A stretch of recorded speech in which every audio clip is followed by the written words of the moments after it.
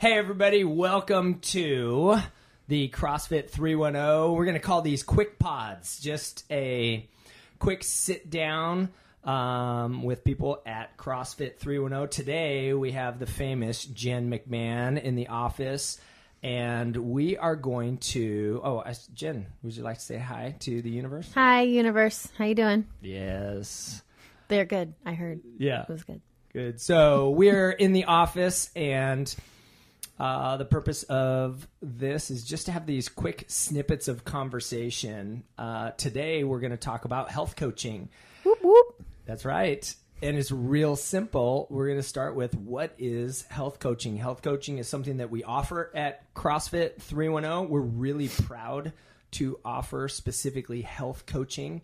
And it is a constant dialogue with me and Jen and our people, something we're really passionate about. So we're going to kick it off with, what is health coaching? Jen McMahon, welcome.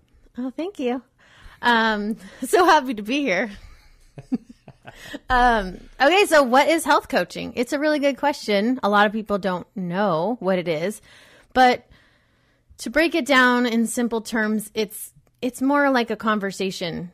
I like to compare it to what a nutritionist would do, because most people know what that would look like. Maybe going in to see a nutritionist, you might get a meal plan or get ideas on how to eat well or what to eat specifically. But oftentimes when people think they don't know what to eat, really we need to end up working with them one-on-one about how they can fit healthy eating into their lifestyle. So it ends up being a really good conversation. It ends up kind of being a mix between a nutritionist and a therapist, because you put those two together and we're dealing with like emotional eating and stress eating and not having enough time to eat well and things like that. Things that go way beyond just like put more broccoli in your body. Right. I think also, like, as we talk about it, like how we want to be handling it at 310, the information for what to do is already out there. That's right. It's out there in a million different awesome ways. So what people need to eat is already out there, and likely people know what they're supposed to do. Not everybody knows where to start or all the good tenets of nutrition and exercise. Mm-hmm. But man, if it was just information out there, everybody would be rich, everybody would have ripped abs, and we would all be eating everything great. But the information is out there. The hard part is trying to figure out, how do you get it into your busy life? Mm-hmm. And that is the thing with health coaching. And that is your expertise for sure. That is something that I want to be constantly in dialogue with people. I think that everybody needs a tribe. They need a voice inside of their life, even if it's just one voice, one coach at least. But the more that you can have people talking like this together, the more potent it is. But we need to be finding margin in this incredibly busy world. Everybody is busy. We live in the South Bay in California, and there are just hustlers here. And everybody's hustling all over the United States. Everybody is busy, but it is fast-paced here. Just to live here, you have to hustle.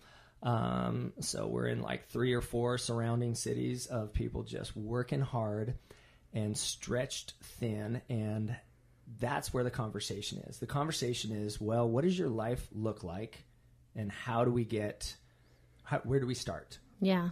Well, and to go back to what you said about that all the information's out there, you can find information on what to eat all day long. But another piece to the puzzle is, does the same diet work for everybody? Mm. And I don't believe it does. Everyone's a little different. Everybody has different workout patterns in their life. Everyone has different jobs. And so we need to find what works for you and you alone. And no two people really are the same. So it's also an individual thing. Right.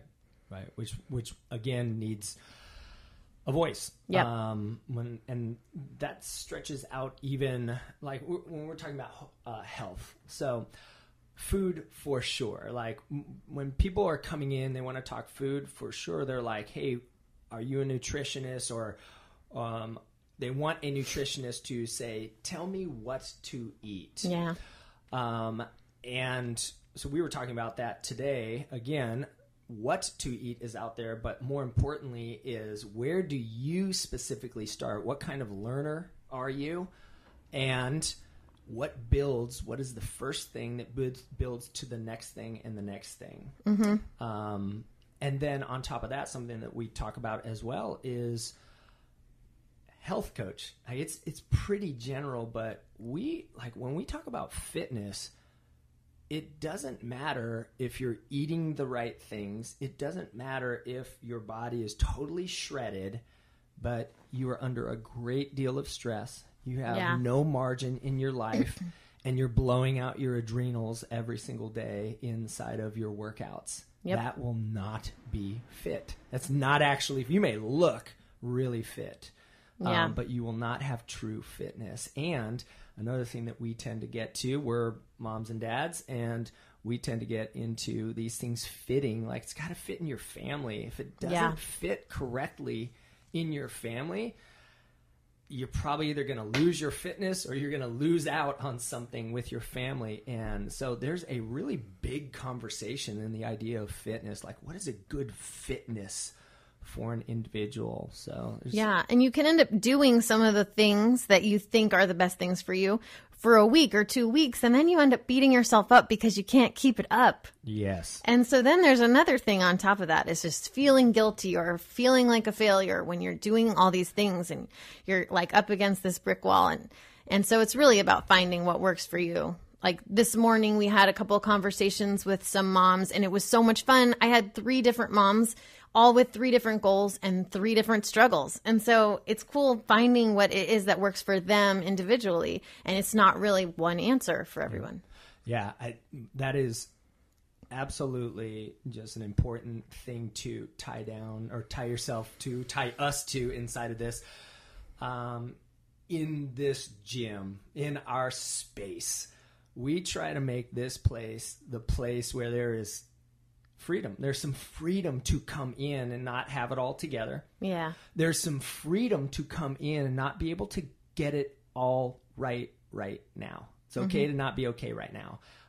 So we try to challenge people. Okay, what's the first dare? We do this a lot in in our Live Fit program, where we try to find little dares. What is a dare? Where can you be kind of gutsy? What's the lowest common denominator this week that you can be gutsy and you can dare to do something? And a lot of it is like, the first move for a lot of people is making the call or coming through the door. Yeah. Right. Having that first conversation. But when people get signed up and they're having trouble showing up, man, I feel like my job is to be like, no problem. I love you. Glad you're here.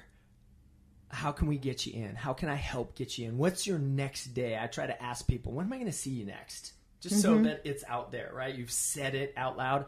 For sure, not to make people feel guilty, but just be like, knowing that, looking forward to seeing them. Yeah, that little bit of accountability, it goes a long way. Yeah. So do you do that as well? Oh, yeah. With nutrition, so that shame doesn't become the motivator and white knuckling doesn't become the high five generator. Right. Well, I like how I said that. Wait. Sometimes it's really just saying someone wants to make whatever change. They want to make a certain change. And sometimes I'm like, okay, great, let's get it on the calendar. Because otherwise it just floats out there in space and no one ever starts. So sometimes it's just having someone to ask you, like, all right, when? And then doing it. You know, I have been reading a great book on procrastination. We've talked about it before, but it is called Eat That Frog. Very small little book that gets traded around in leadership circles. But he talks about a lot inside of there that there is, I don't know if it's a dopamine hit. I don't want to speak outside of my expertise here. But the mind gets a little high from accomplishing the thing it said it was going to do. Totally. And so one of the things that we try to do, what I try to do with people everywhere, no matter what we're trying to work on, is what is the first thing that we could do to get that first little bump of, oh, I said I was going to do that thing, and I did it, because that becomes something that you crave over time. When you, like, if it's an anomaly, you'll be like, ha, and you'll be proud. But if you can set a course to try to get more of those in, it'll be something that you start to crave. For sure. And that is, I feel like that is a lot of what we are trying to do with people. Small wins that become something that they crave, and over time, the thing that you get from that outweighs the other thing that just you thought you progress, were just sheer progress, just moving forward. Yeah. I love it. Yeah, so that's an anchor. Well, that's pretty good QuickPod. That was a short little conversation on health coaching and how we engage people here at 310. And this is the famous Jen McMahon, and I am Coach Kris Germain. And if you have any questions for us, please reach out. You can go to our website and schedule a no sweat intro to come talk with us. And we'd love to tell you more about what we're doing. We'd love to meet you and hear about what you got going on. Thank you. Bye. How long do I wait before...